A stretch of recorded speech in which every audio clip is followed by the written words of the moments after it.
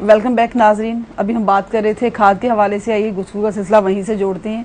Sir, आप हमें बताइए कि ये तासुर आम है कि एनएफसी में मनपसंद लोगों को खाद से नवाजा जा रहा है, जबकि ऐसा है या नहीं है, ये हकीकत आप हमें बताइए।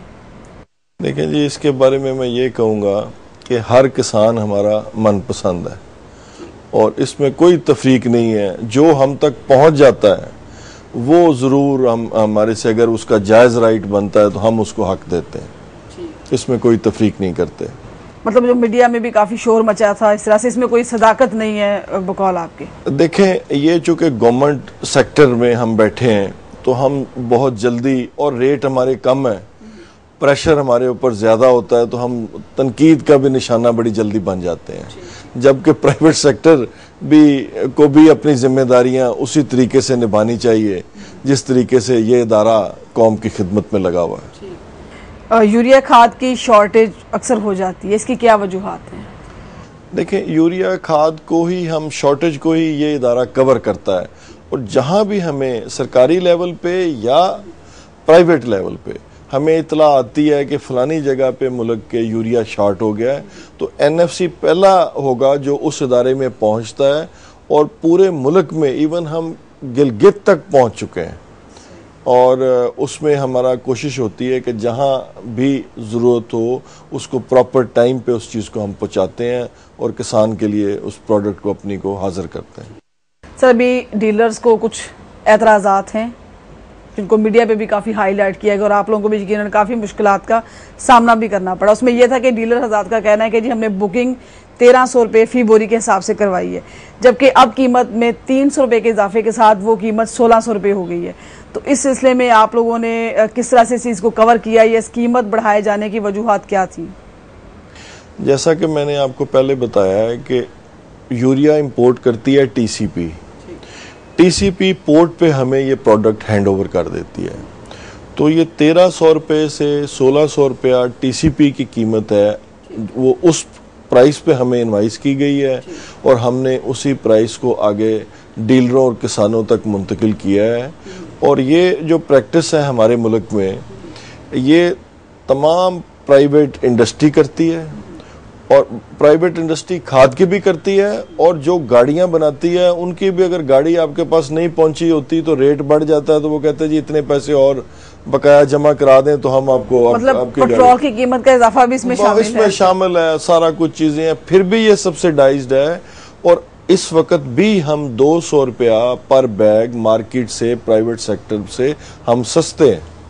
200 रुपया मतलब कम, उसके 200 रुपया पर बैग हम प्राइवेट सेक्टर से सस्ता बेच रहे हैं।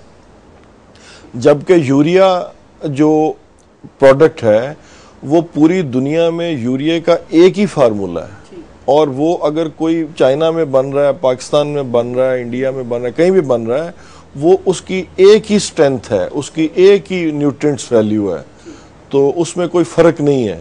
तो इंपोर्ट किया हुआ हम 200 रुपये बोरी कमी से बेच रहे हैं अभी भी।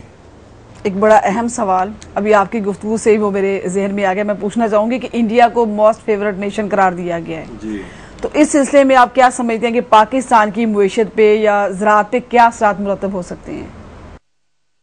देखें, अपने हमसायों से अच्छे तल्लुकात रखने में कोई हरज नहीं होता, लेकिन उसमें अगर कोई अपना नुकसान हो तो उसको भी मद्देनज़र रखना चाहिए।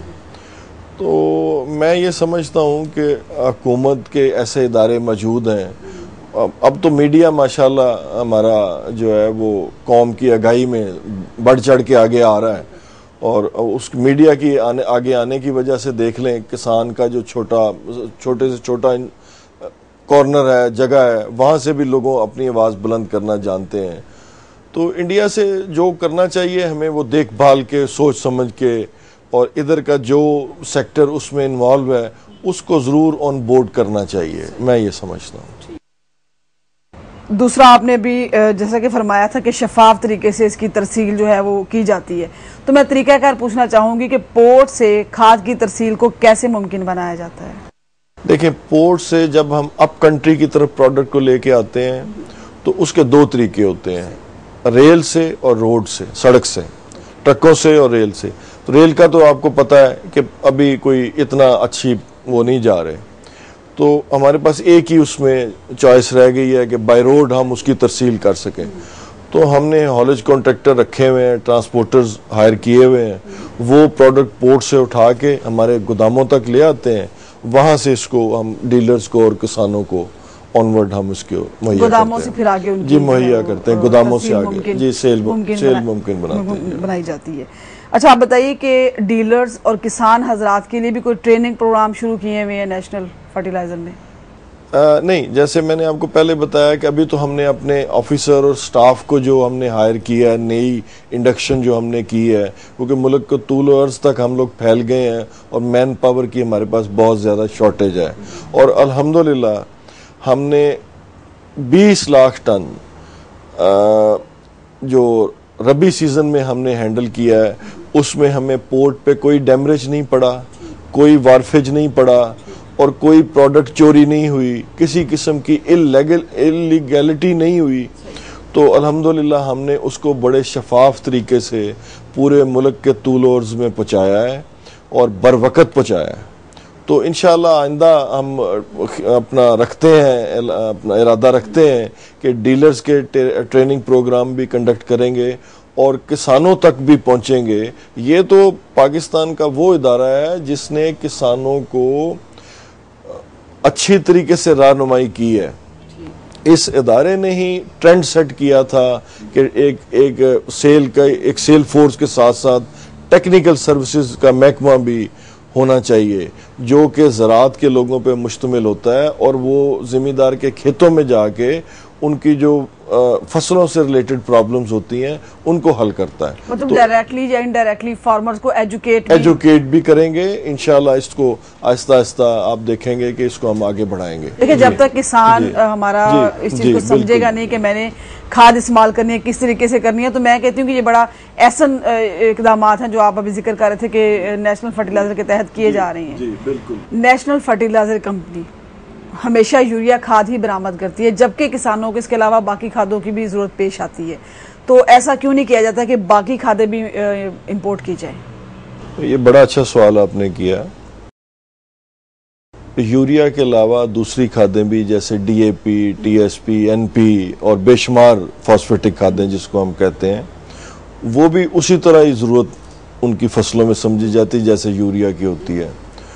तो वो कुछ तो हमारे मुल्क में बन रही है जो कि मुल्क का 30% पूरी करती है और बाकी को 70% के करीब हम वो भी इंपोर्ट करते हैं।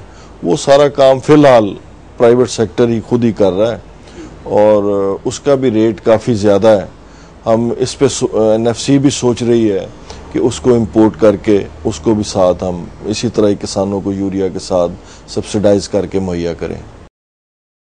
और प्राइवेट फर्टिलाइजर इंडस्ट्री और नेशनल फर्टिलाइजर कारपोरेशन में क्या वाज़ेह फ़र्क है? जी, प्राइवेट सेक्टर का जैसे नाम से जाहिर हो जाता है कि उनका मेन मकसद प्रॉफिट अर्निंग है, मुनाफा कमाना है।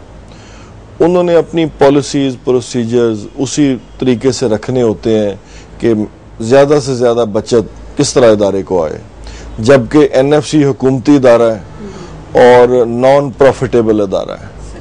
हमने मुल्क की और किसानों की फलाह बहबूद के लिए काम करना है, हमारा एक ही मिशन है। तो हम उसी पे गामजन हैं, महंगी प्रोडक्ट मंगवा के सब्सिडाइज करके सस्ती करके उसको किसानों में बांट रहे हैं ताकि उनका ज़्यादा से ज़्यादा फ़ायदा हो सके। मतलब प्राइवेट सेक्टर आप कहना चाह रहे हैं कि वो उनकी खिदमत इतनी काबिल जिक्र नहीं है जितना नेशनल फर्टिलाइजर कारपोरेशन से लोगों को, किसानों को फ़ायदा पहुंच रहा है? नहीं, अगर इसका मुआवजा किया जाए तो मैंने उसका फ़र्क आपको अर्ज किया है कि वो प्रॉफिट अर्निंग बेस होते हैं, हम लोग नॉन प्रॉफिटेबल इदारा है। हमारा मकसद प्रॉफिट कमाना नहीं है, हमारा मुल्क के काश्तकार की ज़रूरत पूरी करना है। बहुत अरसा पहले फ़र्द पर भी खादें दी जाती रही हैं, तो क्या आप लोग किस तरह से वेरीफाई करते हैं कि आपके पास जो फ़र्द आई है वो असल है या नकल है? जी बिल्कुल, पिछले साल हमारी ये पॉलिसी रही है कि हम किसानों को डायरेक्ट भी खाद दें, जिसका हमने क्राइटेरिया बनाया था कि किसान अपनी ज़मीन की फ़र्द वेरीफाई करवा के तहसीलदार वगैरह से वो लाते थे और हम उसको मद्देनज़र रखते हुए उनको खाद मुहैया करते रहे हैं। लेकिन वो कुछ हमें उसमें काफ़ी शिकायत आई हैं फ़र्दों के हवाले से। जब हम जांच पड़ताल में गए हैं तो हमारा इदारा सेटिस्फाई नहीं हुआ और मुतलका इदारे, चूँकि सूबाई हुकूमतों के इदारों को भी बेपनाह मसरूफियत होती है और उनके और भी प्रायोरिटीज़ होती हैं, तो वो कुछ हमें उसकी वेरिफिकेशन में प्रॉब्लम आई है।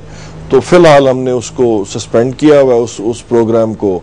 अभी मजीद हम देख रहे हैं कि डायरेक्ट बायर्स को, डायरेक्ट किसानों को, ग्रोअर को किस तरीके से उसको खाद दें, और कुछ अगर जिनका शोर पता भी चल जाता है उनको हम ओब्लाइज भी करते हैं। मतलब इस तरह से काफी हकदार किसान जो है वो महरूम रहे हैं इस सहूलत से। मतलब जिनके पास ज़मीनें हैं लेकिन उनको ज़रूरत नहीं है, उन्होंने भी इस इदारे से खादें हासिल की हैं। तो अब जो तरीक़ाकार है उसके ज़रिए आपने बिल्कुल चेंज कर दिया है कि एक डीलर नेटवर्क कर दिया है डायरेक्टली। जी, इस वक्त डीलर नेटवर्क मौजूद है, किसानों को भी हम खाद देते हैं, लेकिन हम ये सेटिस्फाई करते हैं अपने इदारे, हमारा इदारा सेटिस्फाई होता है कि ये वाकई किसान है, इसकी वाकई ज़मीन ऑन ग्राउंड है। वो हमारा रीजनल ऑफिस, हमारा फील्ड स्टाफ है, हमें वो उसको बैकअप करता है, तो फिर हम उनको भी ओब्लाइज करते हैं। हमारी पॉलिसी स्टिल है। किसानों के लिए आप कोई पैगाम देना चाहेंगे? जी, किसानों के लिए मैं पैगाम देना चाहता हूँ, NFC के दरवाजे खुले हैं, हमारा 1 विंडो सेल काम कर रहा है और इंशाअल्लाह हम बहुत जल्द टोल फ्री नंबर भी अपना शुरू कर रहे हैं, और किसी किस्म की हमें कोई सजेशन हो, कोई शिकायत हो, हम हाजिर बैठे हैं। तो किसानों की तरक्की के लिए इदारा दिन रात काम में मसरूफ मतलब आप टोल फ्री नंबर बता रहे हैं, तो उसके ऊपर कोई इन्फॉर्मेशन लेना चाहे तो वो कॉल करके? जी, वो हम इंशाल्लाह शुरू करेंगे अभी, और वो फिर उसके बाद उसमें जो भी इंफॉर्मेशन होगी, जो उनकी ज़रूरत होगी, जो हमारे दायरा इख्तियार में होगा, हम उसको इंशाल्लाह पूरा करेंगे। बहुत शुक्रिया सर आपका, बड़ी अच्छी गुफ्तगू की आज आपने हमारे साथ, हम इसके लिए आपका शुक्रगुजार हैं। जी नाजरीन, हमें उम्मीद है कि आपने हमारे आज के प्रोग्राम से बहुत मुफीद मालूमात हासिल की होंगी, और हमने कोशिश की है कि हमारे उन काश्तकार भाइयों तक हम अपनी मालूमात पहुंचा सकें जिनको काफ़ी कन्फ्यूज़न था इस बारे में कि NFML क्या काम कर रहा है और खादों के तरीक़ाकार के बारे में वो नहीं जानते थे, वो मालूमात उन तक पहुँच गई होंगी। हमारे प्रोग्राम के हवाले से हमारा पता नोट कर लें। प्रोग्राम किसान टाइम, 12 लॉरेंस रोड, खबरें टावर, लाहौर।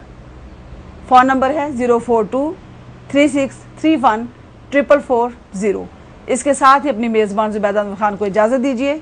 अल्लाह हाफिज़।